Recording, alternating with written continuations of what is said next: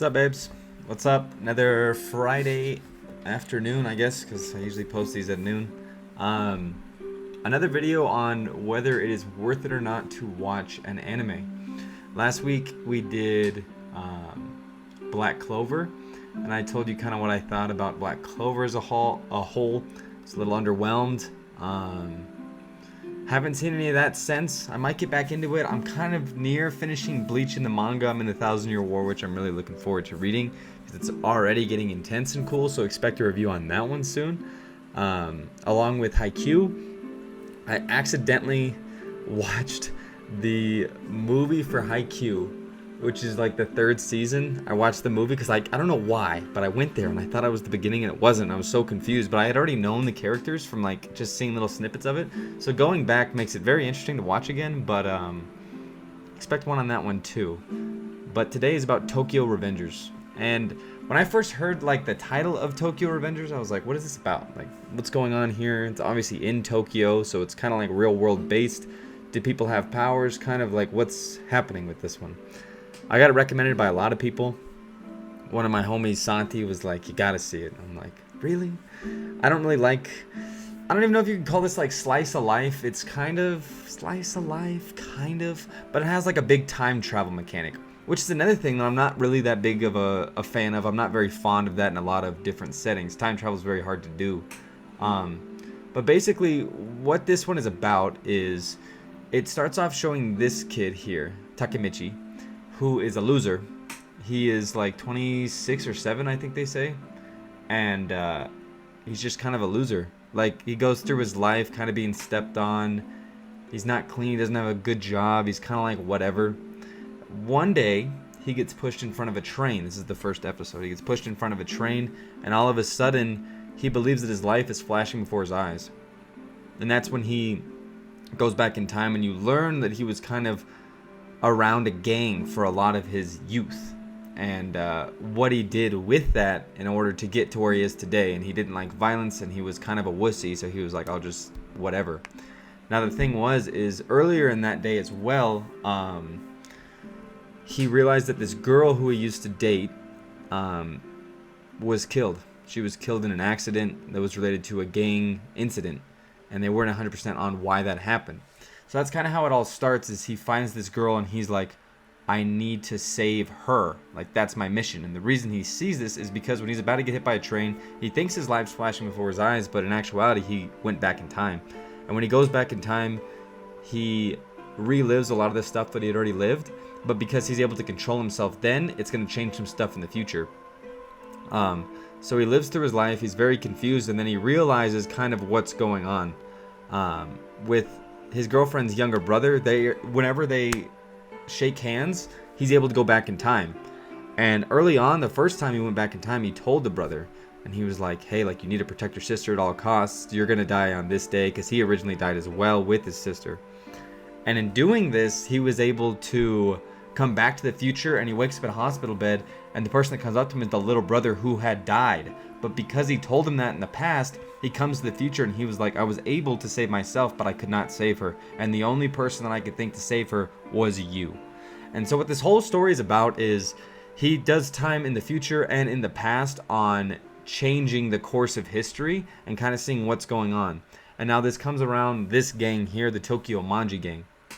And they have a lot of different gangs in the show that the main protagonists kind of have to either fight or outsmart in a way to continue on this timeline that fits for this girl that he realized that he loved very much to survive and to, in the future, because it's 12 years ago, in the future, still be alive. So whenever he goes back to the future, he doesn't know if it happened or not.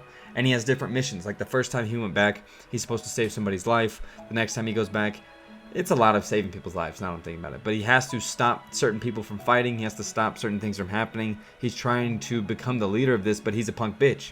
And slowly he develops some balls as he goes along, which is really cool to see. Just because you realize, like, oh, like that's all these people are about. They just have something to defend, which makes them strong. And they have some amazing characters. Mikey, who is the leader of the Tokyo Manji gang, is an awesome character. Draken is awesome. I'm getting to a part now which is actually hilarious. it's like right around this time they have a fight on Halloween, which is going to be it's Halloween weekend, and that's when this big fight is going down, and it's crazy. It's amazing. It's really good. It's a little far into the show, so I won't spoil anything, but the fights that they're able to do, because when I first started this, I was like, okay, there's time travel, so the other people have powers, but you would see fights and not really.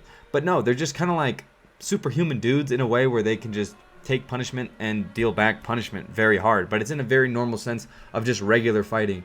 Nobody's shooting blasts. Nobody is fighting with weapons for the most part. It's dudes just going at it and fighting, which is kind of refreshing in a way, because a lot of anime that you see nowadays is kind of just people shooting crazy blasts at each other, transforming on each other, and just being like, ha, well, my transformation's stronger than yours, or these transformations boost these abilities for me.